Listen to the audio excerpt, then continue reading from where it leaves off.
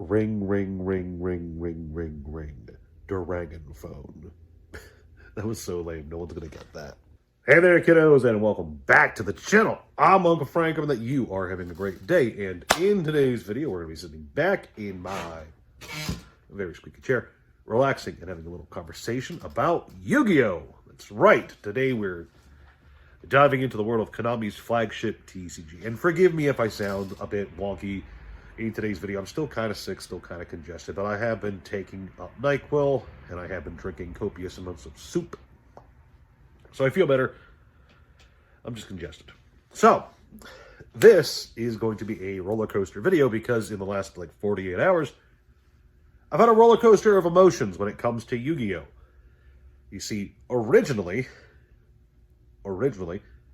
this video was just going to be about this beautiful little product. Behold, the legendary 5Ds decks. It is an absolutely beautiful box, and in my opinion, this is the best product of the year, and it might even be one of the best products Konami has ever put out for Yu-Gi-Oh! It is a absolutely stunning box showcasing three of the most recognizable characters from the 5Ds anime. You say Akiza and Crow for some reason. I guess it makes sense. Jack did get his own deck not too long ago. And Crow is a fine B-tier character, in my opinion. He plays Blackwings, and Blackwings will always be popular. So I'm not too upset that it's Crow and not Jack. You live with what you get, right? But besides just having some really nice packaging, this little box has 3 decks inside, chock full of some cool reprints, including Mulcharmies, Forbidden Droplet, alternate arts of the dragons, I believe. I'm pretty sure, at least. And it's clearly a very well-received product because this is like the first Yu-Gi-Oh! Product in a long time to not immediately collapse on release or near collapse post-release. As of the recording of this video, these are selling for around $50, and unless I'm mistaken, they were MSRPing for around $30. So that's a good product, and I think it's cool that Konami gave us something weird like that. It's an experimental product, in my opinion, one of those weird one-offs that I don't know if they'll do again. I hope they do, though, because if they do it right, it could also be cool. You know, a legendary GX collection with, I don't know, 3 iconic characters, so Jaden, Alexis, and Bastion. Since Crow got on the decks, I'm sure Bastion deserves it too. But yeah, I just wanted to point out that that's a really good product, and I think it's cool. And I wish I had more, but people were scrabbling to get them. So whatever, it is what it is.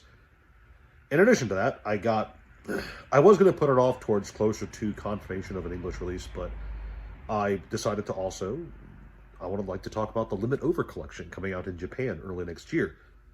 It seems that Konami has learned the lesson of rush duels, and cool extended art cards are a good thing.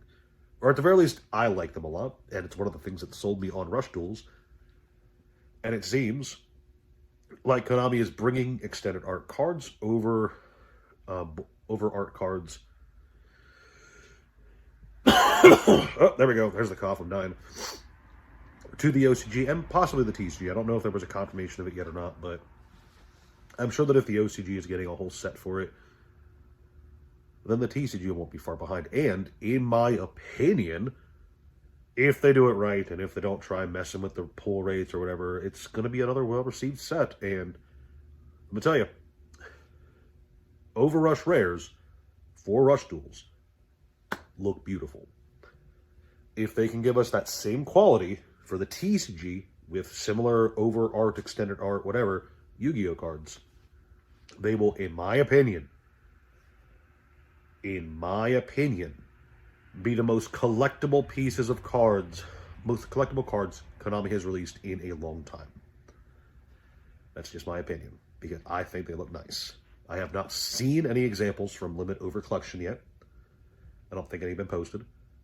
But if they look even half as good as the average Overrush rare does in Japan, they are going to be freaking beautiful. So with all of that said, why is this video kind of a downer? Well, because in the last, 48 hours, Konami has made another announcement of another product they're doing. It's making me sick just thinking about it. Rarity Collection 5. That's right. Konami has not learned their lesson. They are diving right back into the maximum rarity reprint bandwagon, and they are just going to do their very best to not learn the lessons that pretty much every other company has learned by this. But like even Wizards of the Coast has learned that you can't just keep putting out reprint set after reprint set after reprint set. It did take Wizards of the Coast a while to learn that lesson. I mean, we got Modern Master sets for quite a while. But sooner or later, if you dilute the value of the singles cards through aggressive reprints, you create a situation where no one wants to buy the reprint sets because everything in it has just been devalued to hell. Konami has not learned their lesson, and yeah, we're getting Rarity Collection 5 with the gimmick for this set being some of the highest rarity cards, in addition to being the fancy rarity. They're going to have words on the art. That's the gimmick. Some of the cards are going to have words on them, like in the art. I don't know how much of a sales pitch that's going to be for some people, but I'm sure there's at least one guy out there who wants to see Trishula with yes plastered over top of it. Or at least I'm pretty sure it was Trishula. But yeah. I don't know, guys. I feel like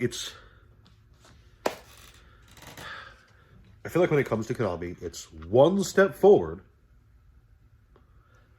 and then two steps back. Because they come out with an amazing idea, a very well-received product that has a practical application of reprints. The Mulch Armies are a very desirable card, and releasing them in decks is a good way to not only sell those decks, but to provide an interesting starting point for new players or returning players.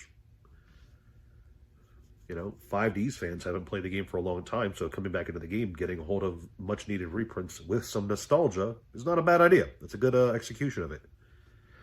But this Rarity Collection gimmick where they reprint cards in the highest rarity and devalue the highest rarities of their game, it doesn't do anyone a whole lot of favors, because a lot of these cards, not all the time, but most of the cards that get reprinted this way just kind of lose a lot of the collector interest. There's countless examples. Just look at the price ranges and sell-through rates of a lot of the highest rarities of some of these cards.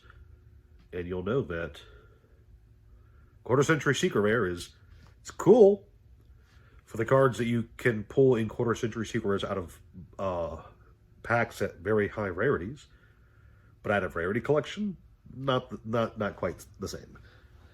Quarter Century cards from Rarity Collections don't have the same appeal as Quarter Century Secret Rares that you have like a chance of one in every case to get. I'm just going to say it right there.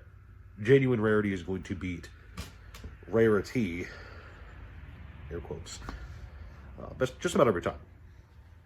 And just because you put a shiny new coat of paint on a reprint and slap words into the art box, it's hard for me to be like this negative, but it just really goes to show, like, I want to reiterate, Konami is clearly capable of releasing good products. This is a nice product, and it's not failing at the store level. That's good.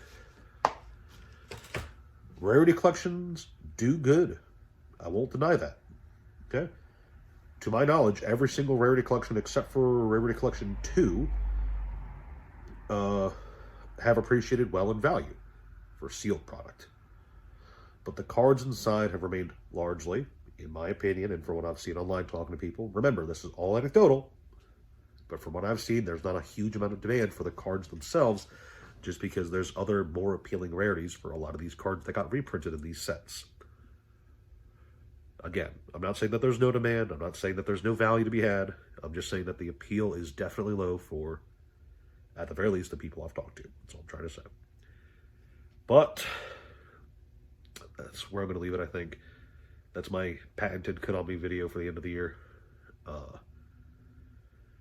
They even did another, like, this is not even like the most, they did another deck too not that long ago that I think looked really nice. The anime deck, which was all foil. Really nice, cool stuff.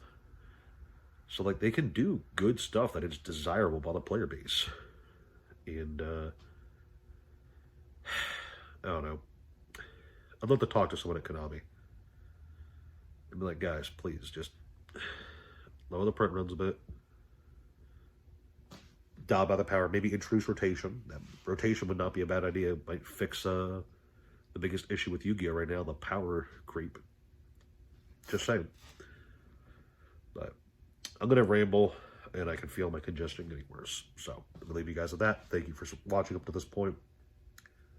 Please like, share, subscribe, and all that good stuff. Leave a comment down below. Do you agree with me or disagree with me about the Rarity Collections? Do you think they're actually a great idea? I'm curious to know. Beyond that, I have a Patreon if you want to throw me $1. I have a Discord if you want to come chat and hang out. That's really all I got. Thank you so much for watching, and I'll see you guys next time.